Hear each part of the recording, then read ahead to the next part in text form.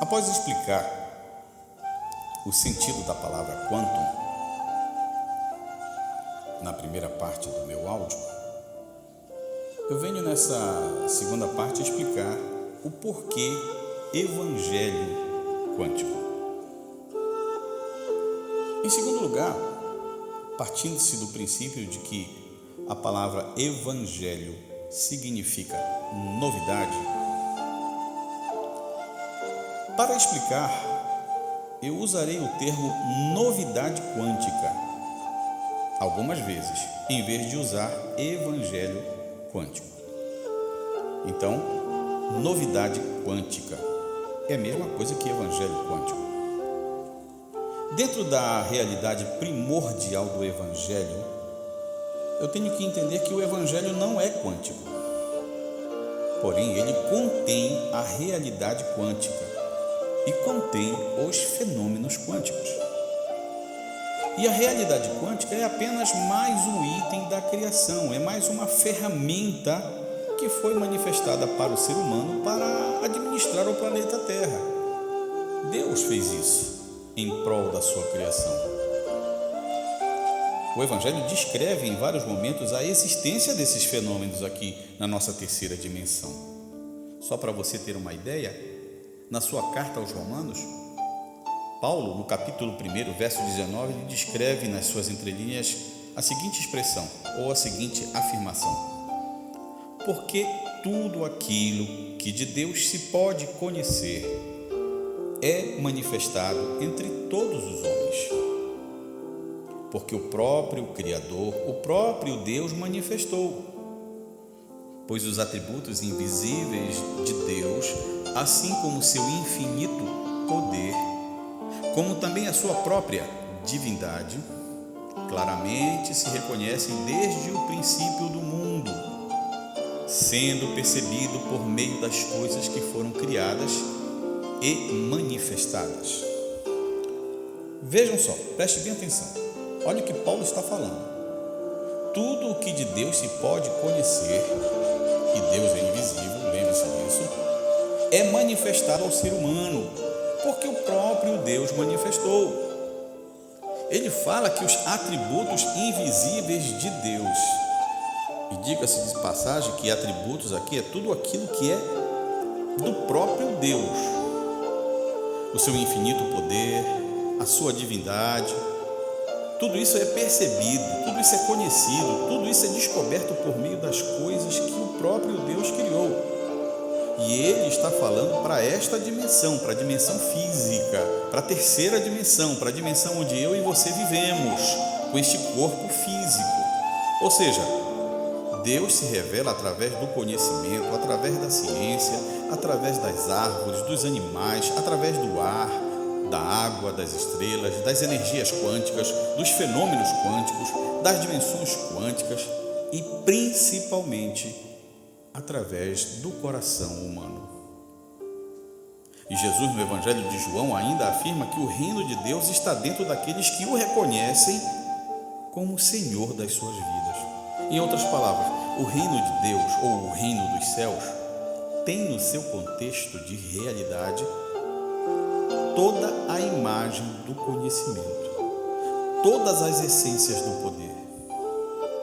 E Paulo também volta a afirmar lá em 1 Coríntios capítulo 4, verso 20, que esse reino que está dentro de cada um dos seus filhos não consiste em palavras, mas em poder, ou seja, em capacidade de transformar, de criar, de gerar, de revelar, seja lá o que você quiser imaginar. O reino de Deus não consiste em palavras, mas em poder. É o reino atrelado, é o reino unificado em nossa consciência, em nosso subconsciente, que só tem no seu conteúdo poder. E esse poder traz para a nossa existência física coisas que não existem, como se elas já existissem. Agora percebam que também na carta aos Hebreus, no capítulo 11, há algo fenomenal. Olha o que em relação à consciência humana, o autor de Hebreus diz, ele inicia os versos falando de uma ferramenta quântica, dizendo, verso 1, a fé é a certeza das coisas que se esperam e a convicção de fatos que não se veem. Ou seja, fala de esperar, fala de convicção no invisível.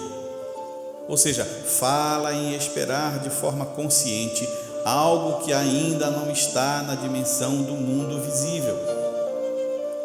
No verso 3 do capítulo 11 desse mesmo livro, dessa mesma carta, ele escreve, pois através dessa ferramenta chamada fé, entendemos que o universo foi formado pela palavra de Deus, de maneira que aquilo que é visível, palpável, sólido, condensado, veio a existir e a se manifestar em nossa terceira dimensão, a partir das coisas invisíveis.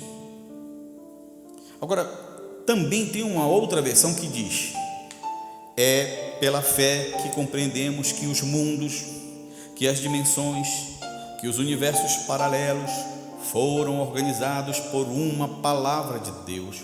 Por isso é que o mundo visível e tudo o que nele existe, tudo o que nele habita, não tem origem nas coisas manifestadas, ou as coisas têm origem no invisível e se tornam visíveis pelo poder da palavra do Deus que está dentro de mim e de você, e também pelo poder daqueles que se tornam um com a sua imagem e semelhança. Lá no livro de Atos dos Apóstolos, no capítulo 17, verso 28, Paulo diz, nele vivemos, nele nos movemos e nele existimos.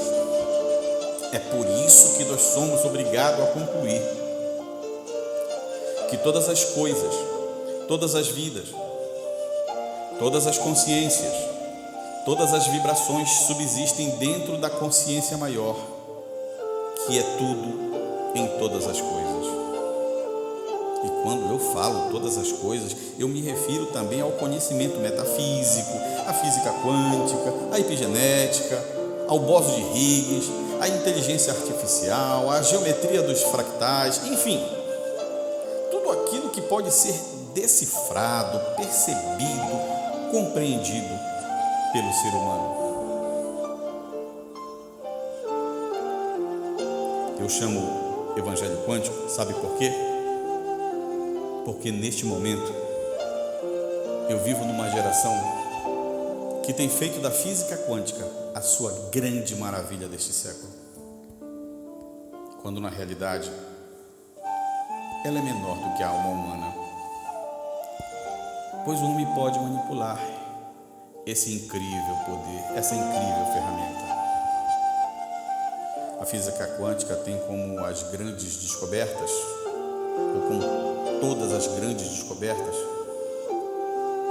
o seu reflexo da realidade do Evangelho,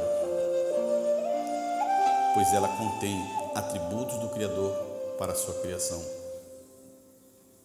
Ela, a física quântica, é uma das manifestações do poder do Criador. Ela não deixa de ser uma gota do Evangelho do Reino, assim como as diversas ciências e todos os tipos de conhecimento. É por isso que o que vemos no Evangelho, por extensão, vemos nela, ou em qualquer item da criação. Pois o Evangelho sempre rompeu com os processos impostos pelo tempo e pelo espaço. O Evangelho rompeu com o último portal da realidade física, com o último portal da carne, da mente consciente, e nos fez ultrapassar as fronteiras do universo espiritual, do universo metafísico. A física quântica é uma pequena amostra do Evangelho do Cristo ressurreto, do Cristo que provou que a morte é apenas um portal para uma outra realidade, é uma porta de passagem dimensional, onde a vida jamais acaba. E através desse portal chamado morte, ele levou o seu corpo mortal, transformando em corpo imortal ou glorificado.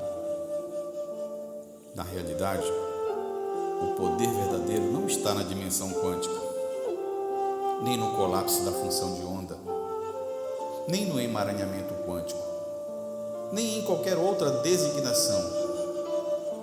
E sim, o poder está na manifestação dessa ferramenta chamada fé. Fé através da consciência do homem criado à imagem e semelhança do Eterno.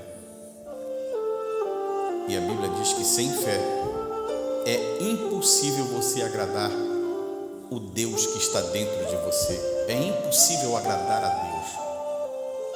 Portanto, que aquele que se aproxima dele tenha fé e creia que ele é o galardoador, que ele é o transformador, que ele é o manifestador e presenteia aqueles que buscam a sua glória dentro de si, da sua consciência, do seu espírito.